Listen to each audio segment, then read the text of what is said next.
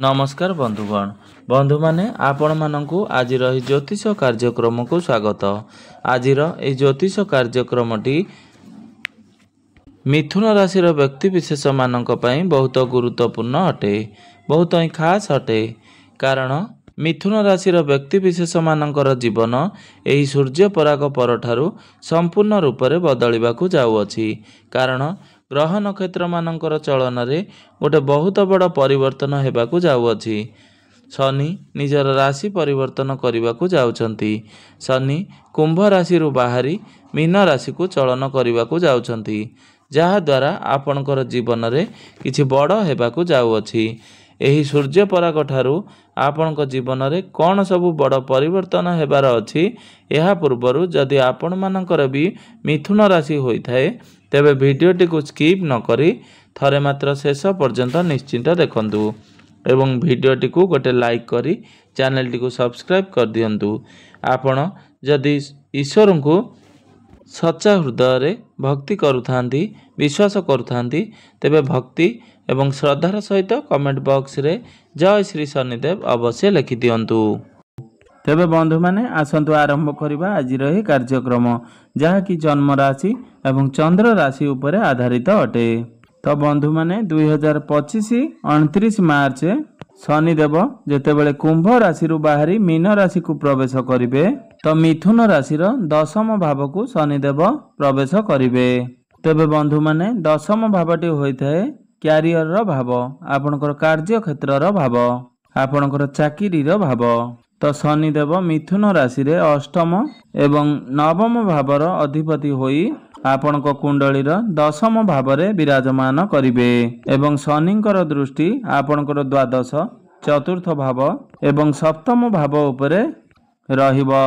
तो शनि एठारे जेउ भाव रे विराजमान करिथांती सेही भाव को वृद्धि कराइथांती।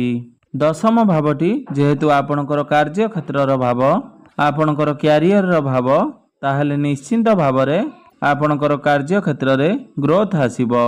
आपण आपनकर सहयोगी मानक ठारू सहयोग प्राप्त करिवे। आपनक उपरे जेउ कार्यभार रहउतुला ताहा धीरे धीरे कम हो जिवो। एहा सहित आपनकर क्यारियर को नेई जेउ सबु मनोकामना थिला ताहा निश्चिंत भाव रे पूर्ण हेबो। मिथुन राशि व्यक्ति विशेष मानकर चाकरी रे आसुथिबा समस्या दूर हेबा सहित जेउ मानक पाखरे कोनोसी चाकरी नाही बा चाकरी पई प्रिपरेशन हेउछंती, तो से मानकु निश्चिंत भाव रे चाकरी प्राप्त हेबार जोग बनुअछि। आपणकर आर्थिक स्थिति रे गोटे बहुत बड़ परिवर्तन हेबो। आपणकर दशम भाव रे शनिदेव गोचर करिबा हेतु आपण आपणकर निष्ठार सहित कार्य को संपादन करिवे। कारण शनिदेव होउछंती कर्म फलदाता। तो शनि आपण को निश्चिंत भाव रे कर्म कराइबे एवं आपण मध्य निजर कार्य गुडी को सुचारू रूपे संपादन करिवे। आपण कार्य को ठीक भाव रे परिचालना करिवा द्वारा आपण को सफलता निश्चिंत भाव रे प्राप्ति हेबो एवं धीरे धीरे आपणकर इनकम रे ग्रोथ आसीबो। आपण एही 2.5 वर्ष मध्य रे नूतन जानवाहन किंबा नूतन गृह किना किनी करि पारंती बा किनिबा पई मन बळाई पारंती। तो शनिदेव एठारे नवम भावर अधिपति होई आपणकर भाग्य भावर अधिपति होई आपणकर कार्य क्षेत्र रे विराजमान करिथिबा हेतु आपणकर क्यारियर रे बहुत अधिक सफलता प्राप्ति हेबो। तो शनि आपणकर क्यारियर भाव रे रही तृतीय दृष्टि रे आपणकर द्वादश भाव को दृष्टि गोचर करिवे, जहा फल रे आपणकर वैदेशिक गतिविधि रे आपणकु प्रचुर लाभ प्राप्ति हेबो। जदि आपण विदेश रे रही कोनोसी चाकरी बाकरी करूछंती बा विदेश रे कोनोसी व्यापार वाणिज्य करूछंती, तो आपणकु निश्चिंत भाव रे सेथिरु लाभ प्राप्ति हेबो। एवं आपण जदि विदेश रे रही कोनोसी काम कार्य करिवा को प्लानिंग करूथिले, तो आपणक पई समय बहुत भल रहिबो। आपण आपणकर चेष्टा रे सफलता लाभ करिवे। एहा सहित शनि आपणकर दशम भाव रे रही सप्तम दृष्टि रे आपणकर चतुर्थ भाव को दृष्टि दउछंती, जहा फल रे एही 2.5 वर्ष भितरे आपण भूमि बा जानवाहन क्रय करि पारंती। कारण चतुर्थ भावटी होइथाए समस्त प्रकार सुखर भाव प्रॉपर्टी जानवाहन एवं चतुर्थ भावटी होता है आपणकर मातांकर भाव। जदि आपणकर मांकर स्वास्थ्य रे किछि समस्या रहुतुला तेबे आपणकर मांकर स्वास्थ्यर समस्या दूर होइजिबो। तांकर जो चिंता रहुतुला से सब दूर होइजिबो एवं आपणकर मांक सहित संपर्क निबिड़ हेबो। आपणकु मांकर सुख प्राप्ति हेबो। तेबे समस्त प्रकार भौतिक सुख आपणकु प्राप्ति हेबो। हठात आपणकु धन प्राप्ति हेबो। तेबे आपणकर मातांकर पादरे किछि समस्या देखा देई पारे। आपणकर मां पादरे जंत्रणा अनुभव करि पारंती। आपणकर छाती रे ज्वलन भली किछि समस्या देखा देई पारे। सेथि प्रति आपण टिके सतर्कता अवलंबन करिवे। बाहर खाद्य को जेते पारिबा अवॉइड करिवे एवं शनि आपणकर दशम भाव रे रही दशम दृष्टि रे आपणकर सप्तम भाव को दृष्टि गोचर करिवे। तो सप्तम भावटी होता है आपणकर वैवाहिक जीवनर भाव, आपणकर डेली इनकम रो भाव। तो यही समय मध्य आपणकर जीवन साथी सहित बहुत भल समय अतिबाहित करिवे।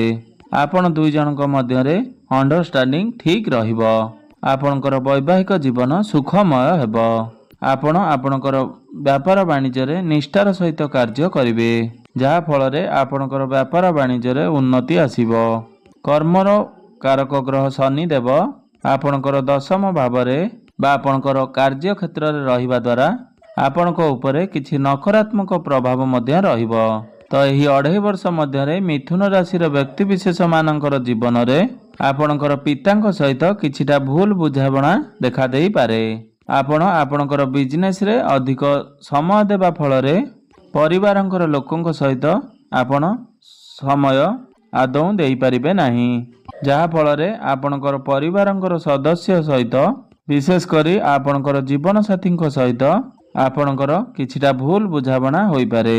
तेबे आपणक भितरे जेते प्रकार समस्या आसिले मध्य आपणक उपरे तार विशेष किछि प्रभाव पड़ी पारे नाही। आपणकु समस्त प्रकार सुख प्राप्ति हेबो। आपणकर जीवन रे धीरे धीरे उन्नति हेबो। समाज रे आपणकर मान सम्मान पद प्रतिष्ठा बढ़िबो। तो दशम भाव रे शनिंकर चलन आपणकु शुभ एवं किछिटा अशुभ फल प्रदान करिबो। धीरे धीरे हेले मध्य आपणकर समस्त समस्या दूर होई जिवो। आपणकु सुख समृद्धि एवं धन धान्य प्राप्ति हेबो। तेबे बंधु माने एबे आसंतु जानि नेबा किछि सरल प्रतिकार विषय रे, जेउ प्रतिकार गुड़िक करिबा द्वारा एही शनि 2.5 वर्ष भितरे आपणकर आसुथुबा अशुभत्व गुड़िक खंडन होई आपणकु शुभ फल प्राप्ति हेबो एवं जहाँ भी किछि आपणकर अशुभत्व आसुछि से सबुर धीरे धीरे खंडन होई जिवो। सेथिपाई प्रत्येक शनिवार दिन आपण सोरिष तेलर लुण एवं कला राशिर दान दियंतु। यह व्यतीत आपण दीन दरिद्र मानंकु कंबल दान करंती तो यह मध्य आपणक पई बहुत शुभ फल प्रदान करिवो। यह व्यतीत आपण प्रत्येक शनिवार दिन कोनोसी अस्वस्थ गछ मूलरे बा आपणक घर पाखरे जदि शनिंकर मंदिर रहिछि तो आपण से मंदिर को जाई सोरिष तेलर दीप जालंती तो ताहा मध्य आपण मानक पई बहुत शुभ फल प्रदान करिवो। तो आपण मने रखिबे जदि आपण शनि मंदिर रे दीप जालुछंती एवं आपण महिला अटंती तेबे आपण केबे भी शनिदेवंकर प्रतिमूर्ति को स्पर्श करिवे नाही, किंबा आपण नारी हुंतु किंबा पुरुष हुंतु शनिंकर सामना रे आपण सीधा दृष्टि केबे भी दियंतु नाही, कारण शनिंकर दृष्टि बहुत खराब होई थाए। जदि आपण मानक उपरे शनिंकर सीधा दृष्टि आपणक उपरे पड़े तो आपणकर जीवन रे बहुत किछि समस्या आसीबो। आपणको बहुत किछि समस्या देई गति करिबाकू पड़िबो। सेथिपाई आपण जेतेबेले दीप जालुछंती प्रतिमूर्तिर बाम पार्श्वरे किंबा डाहाण पार्श्वरे आपण दीप जलन करिवे।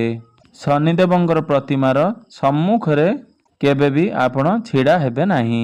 यह व्यतीत आपण प्रत्येक दिन हनुमान चालीसार पाठ अवश्य करंतु। निश्चिंत भावरे आपणको समस्त प्रकार शुभ फल प्राप्ति हेबो। तेबे बंधु माने आपणकर जीवन मंगलमय हेउ एहा ही ईश्वरक निकटरे मोर। बंधु माने कोन आपणक घरे धन जनित समस्या लागि रहुछि, आर्थिक समस्या लागि रहुछि, आपण करज भाररे बुडी जाइछन्ते कि आपणकर चाकरी जीवन रे